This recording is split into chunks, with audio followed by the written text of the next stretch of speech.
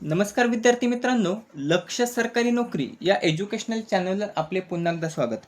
मित्रांनो, आज आपण काही महत्त्वाचे चालू घडामोडीचे प्रश्न या ठिकाणी कव्हर करून घेणार आहोत, जे येणाऱ्या भरतीसाठी तसेच आपण कोणत्याही परीक्षेची तयारी करत असाल बघा, तर त्या प्रत्येक परीक्षेसाठी हे प्रश्न महत्त्वाचे असणार आहेत.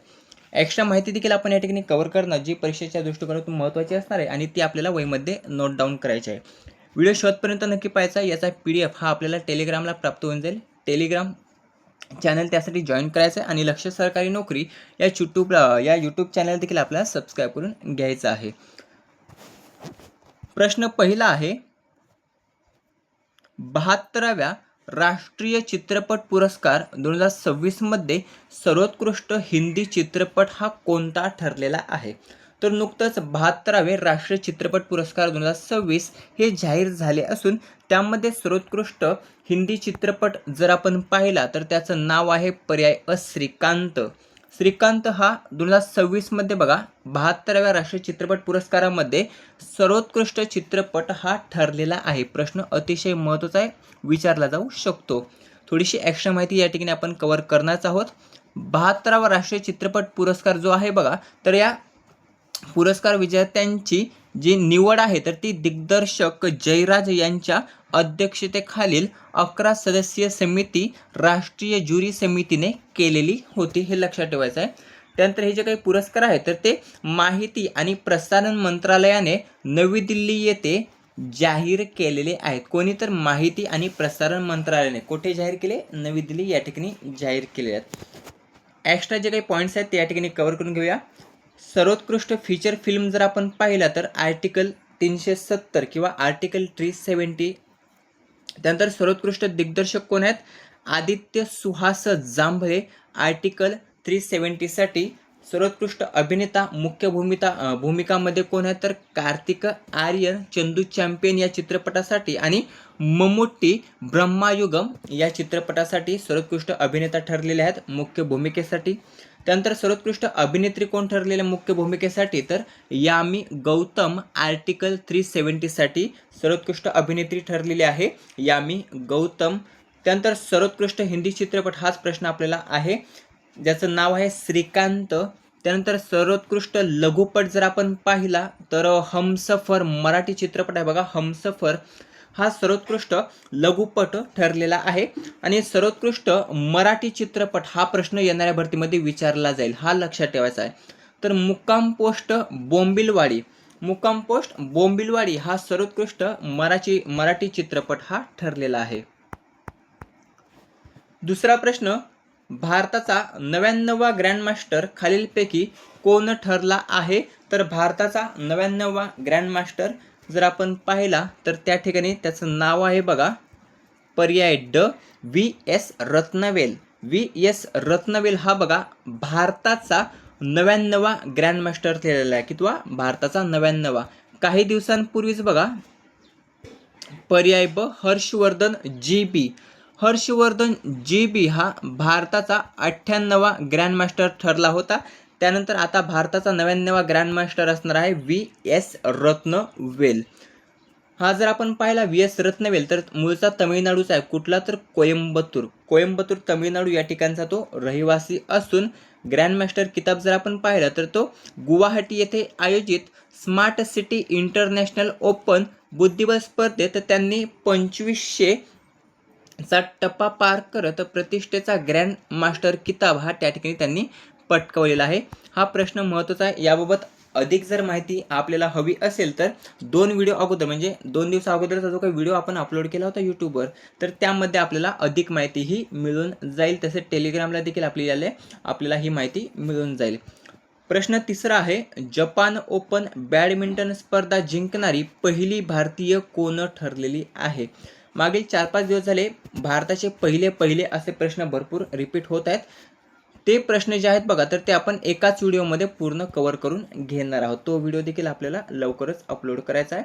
त्यापूर्वी हा प्रश्न पाहूया, जपान ओपन बॅडमिंटन स्पर्धा जिंकणारी पहिली भारतीय कोण ठरलेली आहे? तर तिचं नाव आहे पर्याय प PV सिंधू.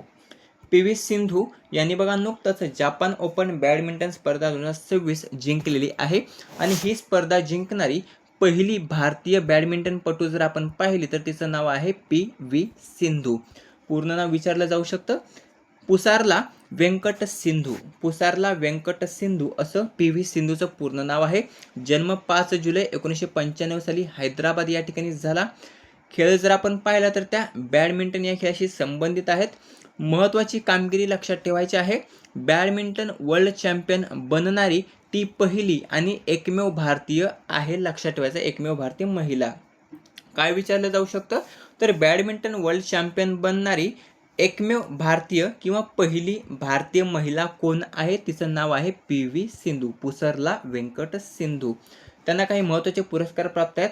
त्यापैकी अर्जुन पुरस्कार आहे 2013 साली प्राप्त, पद्मश्री पुरस्कार आहे 2015 साली प्राप्त, त्यानंतर मेजर ध्यानचंद खेलरत्न पुरस्कार, ज्याचं पूर्वीचं नाव होतं राजीव गांधी खेलरत्न पुरस्कार, हा 2016 साली त्यांना प्राप्त असून पद्मभूषण पुरस्कार 2020 साली त्यांना प्राप्त आहे.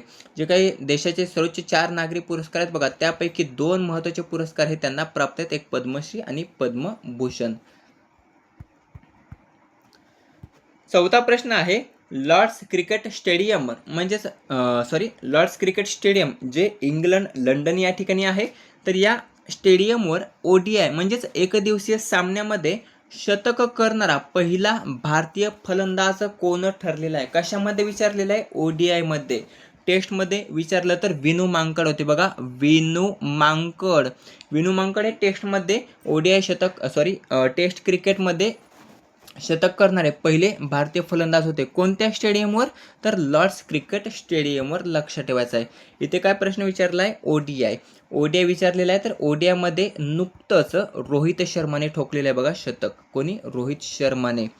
भारताचा सलामीवीर आहे आणि माजी कप्तान देखील आहे, ज्याच्या नेतृत्वामध्ये भारताने T20 विश्वकप हा जिंकला होता 2024. हे लक्षात ठेवायचं आहे.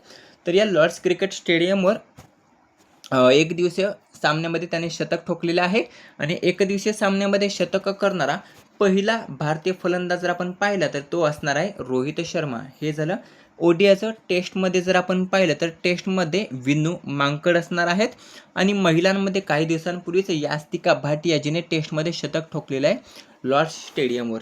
हा देखील प्रश्न महत्त्वाचा आहे, विचारला जाऊ शकतो. पाचवा प्रश्न आहे, अँडी बर्नहॅम हे कोणत्या देशाचे नवीन पंतप्रधान होणार आहेत? तर अँडी बर्नहॅम जर आपण पाहिलं तर ते पर्याय ब्रिटन या देशाचे नवीन पंतप्रधान असणार आहेत. कोण? तर अँडी बर्नहॅम. हे लक्षात ठेवायचं आहे. जर आपण पाहिलं अँडी बर्नहॅम तर हे ब्रिटनच्या लेबर मजूर पक्षाचे नेते म्हणून त्यांनी पदभार देखील स्वीकारलेला आहे आणि बर्नहॅम हे ग्रेटर मँचेस्टरचे माजी महापौर देखील आहेत. कशाचे? तर ग्रेटर मँचेस्टरचे माजी महापौर. सहावा प्रश्न आहे, महाराष्ट्रातील कोणत्या भागाला महाराष्ट्राचे नवे चेरापुंजी म्हणून ओळख मिळत आहे? प्रश्न हा देखील महत्त्वाचा आहे. तर महाराष्ट्राचे नवे चेरापुंजी म्हणून बघा, पर्याय क पाथरपुंज सांगली.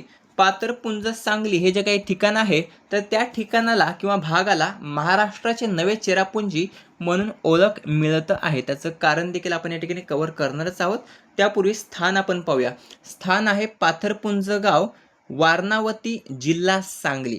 पाथरपुंज गाव, वारणावती, जिल्हा सांगली, जे महाराष्ट्राचे नवे चेरापुंजी म्हणून त्यास ओळख निर्माण झालेली आहे.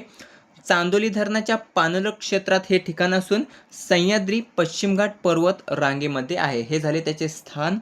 कारण काय? तर वारंवार होणाऱ्या अतिवृष्टीमुळे महाराष्ट्राचे नवीन चेरापुंजी म्हणून ओळखही या पाथरपुंज गावाला मिळत आहे. देशातील सर्वाधिक पावसाचे ठिकाण जर आपण पाहिले तर ते मावसिनराम मेघालय या ठिकाणी असून महाराष्ट्रामध्ये सर्वात जास्त पाऊस हा सिंधुदुर्ग जिल्ह्यातील आंबोली येथे पडतो. सातवा प्रश्न आहे, सोनम वांगचुक हे उपोषण करत असलेले जंतर मंतर हे ठिकाण कोणत्या ठिकाणी आहे? प्रश्न हा देखील महत्त्वाचा आहे. तर सोनम वांगचुक हे उपोषण करत आहेत आणि ते कोठे करत आहेत? तर जंतर मंतर या ठिकाणी करत आहेत. हे जंतर मंतर ठिकाण कोणत्या ठिकाणी आहे? तर ते आहे बघा नवी दिल्ली या ठिकाणी आहे जंतर मंतर ठिकाण आणि त्याच ठिकाणी CJP कॉकरोच जनता पार्टी, ज्याचे संस्थापक आहेत अभिजित दिपके आणि दुसरे आहेत बघा सोनम वांगचुक, तर हे त्या ठिकाणी उपोषण करत आहेत.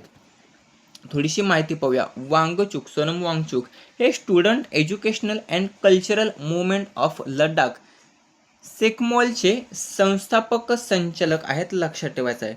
या सोनम वांगचुक यांना काही पुरस्कार मिळालेले आहेत. त्यापैकी पहिला पुरस्कार आहे 2008 साली रिअल हिरोज पुरस्कार, 2017 साली global award for sustainable architecture, त्यानंतर 2017 साली जम्मू अँड काश्मीर सरकारद्वारे उत्कृष्ट पर्यावरण वाद्यासाठीचा राज्य पुरस्कार, 2016 साली रोलेक्स अवॉर्ड फॉर एंटरप्राइज, 2018 साली रेमन मॅक्सेसे पुरस्कार, असे महत्त्वाचे पुरस्कार त्या ठिकाणी त्यांना प्राप्त आहेत.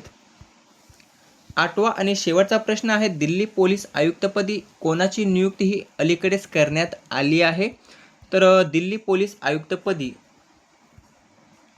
जर आपण पाहिलं तर पर्याय अनुराग कुमार यांची दिल्ली पोलीस आयुक्तपदी अलीकडेच नियुक्ती ही करण्यात आलेली आहे.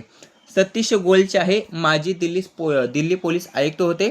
यांच्याकडून आता अनुराग कुमार यांनी पदभार हा स्वीकारलेला आहे. कोण होते अगोदर? सतीश गोलच्या. अनुराग कुमार हे 1994 बॅचचे IPS अधिकारी आहेत. अनुराग कुमार हे भारताची गुप्तचर संस्था इंटेलिजन्स ब्युरो म्हणजेच IB, तर IBचे माजी विशेष संचालक देखील राहिलेले आहेत. कशाचे? तर IBचे माजी विशेष संचालक, स्पेशल डायरेक्टर ज्याला आपण म्हणतो, तर त्याचे माजी विशेष संचालक राहिलेले, लक्षात ठेवायचं आहे. कोणती संस्था आहे? IB, intelligence bureau. मित्रांनो, अशा प्रकारे महत्त्वाचे 8 चालू घडामोडीचे प्रश्न या ठिकाणी आपण कव्हर केलेले आहेत, जे येणाऱ्या भरतीसाठी उपयुक्त असणार आहेत. व्हिडिओ कसा वाटला कमेंट करून नक्की सांगायचं आहे. व्हिडिओ आवडला असेल तर मित्रांसोबत शेअर करायचा आहे. याचा PDF आपल्याला नक्कीच टेलिग्रामला प्राप्त होऊन जाईल. त्यासाठी टेलिग्राम चॅनल आपल्याला जॉईन करायचं आहे आणि लक्ष्य सरकारी नोकरी या YouTube चॅनल देखील आपल्याला जॉईन करायचं आहे. भेटूया पुढील भागामध्ये. धन्यवाद.